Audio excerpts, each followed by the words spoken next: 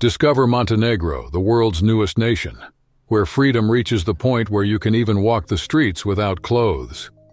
Rooted in the rich tapestry of the European Balkans, Montenegro shares a woven history with neighboring countries like Bosnia, Croatia, Slovenia, Macedonia, and Serbia, all former members of the old Yugoslavia.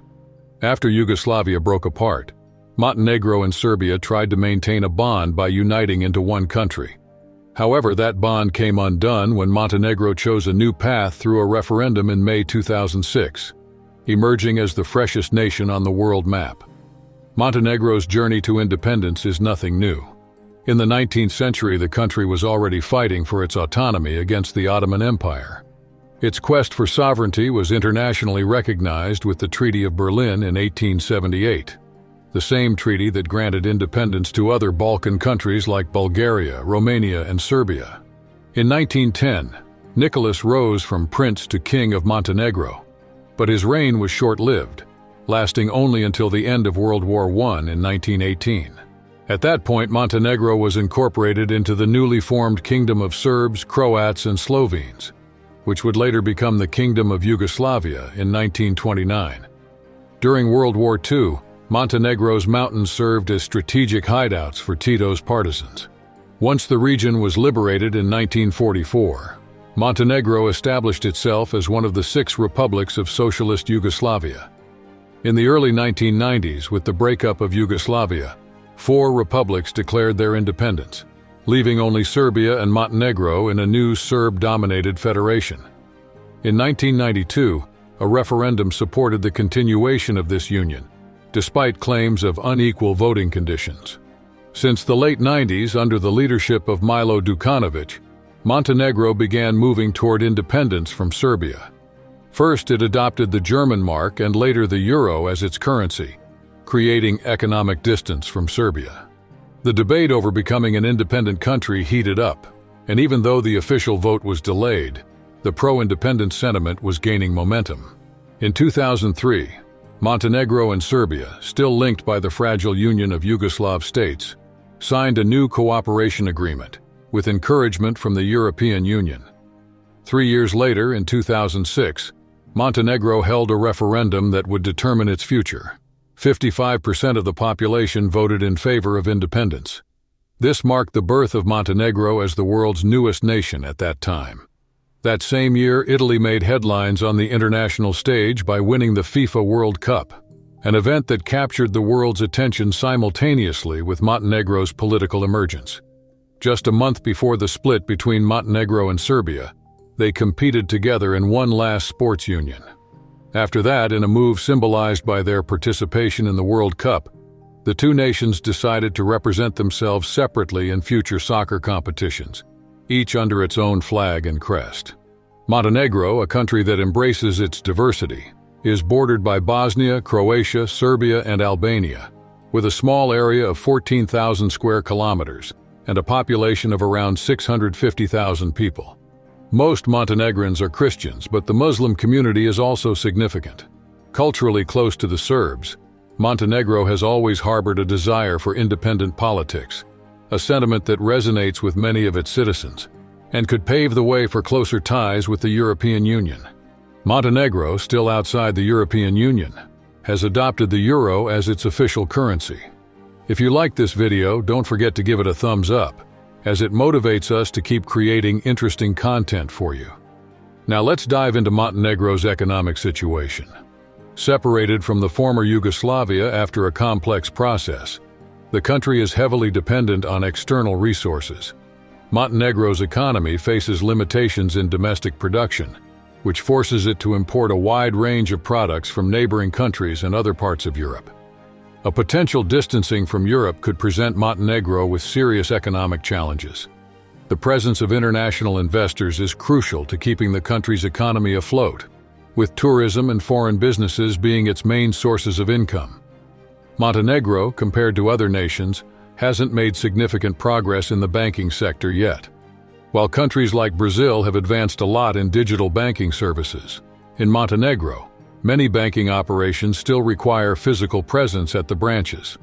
This shows a clear technological lag in the country's banking infrastructure. When it comes to transparency, Montenegro is in a middle position on the global corruption ranking, sharing the 65th spot with countries like Cuba and China.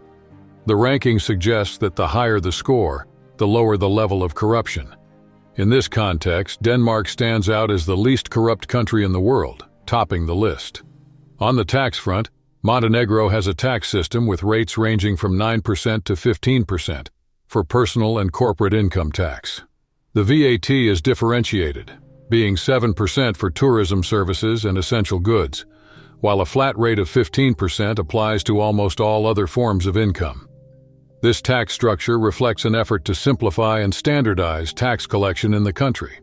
Let's break down the talk about finances and the cost of living in Montenegro, starting with the basics, taxes. If you make less than 700 euros a month, you're in the clear because you won't have to pay income tax. Now, if you earn between 700 and 1,000 euros, the government takes 9% of that amount. And if your income is over 1,000 euros, get ready to contribute 15%. Now, what's the cost of living like there? Renting an apartment can vary quite a bit, usually between 350 to 700 euros, depending on a few factors. For example, the location of the apartment makes a big difference in the price. Plus, whether the place comes furnished and the condition of the furniture and appliances also plays a role in the rent. To give you a clearer idea, let's say you find a place for 400 euros a month. The electricity bill for a small family of 2 or 3 people would be around 50 euros. And here's some good news. Tap water in Montenegro is drinkable, so no need to spend money on bottled water. Pretty convenient, right? Let's take a look at the basic costs in Montenegro, starting with the internet. You can get a fast fiber optic connection for about 20 euros a month, which isn't bad at all, right? Plus, extra fees like the rental fee and the environmental fee won't go over 15 euros. When it comes to food for a small family of 2 or 3 people, the monthly expense is around 300 euros. Now, talking about salaries, the minimum you can expect to earn is about 530 euros. That might seem low compared to other places in Europe, but the cost of living here is much more affordable. Oh, and about public health care? It's not exactly top-notch, but it's not bad either.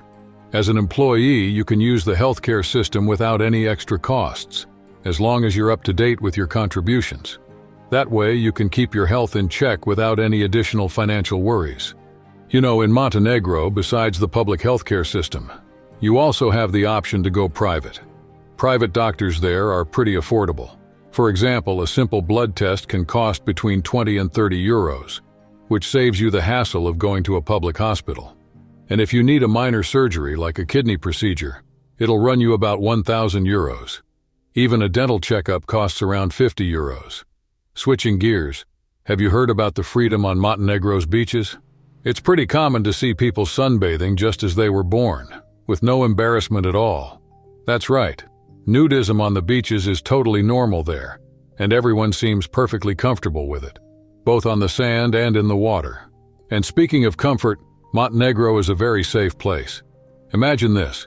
You can walk around the streets alone at 2 a.m. without worrying about theft. And that's not all. Since the country isn't very big, you don't have to deal with heavy traffic. The number of cars is modest and there's always a spot to park. Want to travel across the country? No need for long bus rides, everything is nearby. What a relief, right? Montenegro is one of those places where you can cross the entire country in just a few hours, which makes it super easy to explore every little corner. Now, when it comes to language, Montenegrin is the official language, but that's not all. If you speak Serbian, Bosnian, Albanian, or Croatian, you'll feel right at home here since all these languages share Slavic roots. However, it's good to know that English isn't very common here, which could be a bit of a hurdle for some foreigners, especially when dealing with government offices. Religiously, Montenegro is a country of deep faith, with most of its people following Orthodox Christianity, although there's also a significant presence of Muslims and Catholics. As you walk around, you'll see plenty of churches dotting the landscape. Demographically, Montenegro has a young population, with an average age of about 30 years. Life expectancy is pretty high, with men living on average up to 73 years, and women up to 78, which is above the global average. Lastly, it's worth mentioning that Montenegrin society can be quite conservative, especially when it comes to homosexuality. Something to keep in mind if you're thinking about visiting or moving here. If you're part of the LGBTQ community and planning to visit Montenegro, it's a good idea to be mindful of how you express yourself in public. The society here can be a bit conservative in that regard. Another interesting cultural point is Montenegrins' attitude toward alcohol. They don't look favorably on excessive drinking, so if you're coming from places like Lithuania or Ireland, where drinking is a part of everyday life, you might find their more reserved approach a bit surprising. On the flip side, Montenegro has its perks, especially if you're tired of the high taxes in other European countries. It's an excellent destination for digital nomads and anyone looking to extend their stay without too many tax complications. The cost of living is low, which also attracts a lot of tourists who end up staying longer. So, have you been here or are you planning to check out this corner of Europe? Share your experience in the comments, and don't forget to like and share the video to help more people learn about Montenegro.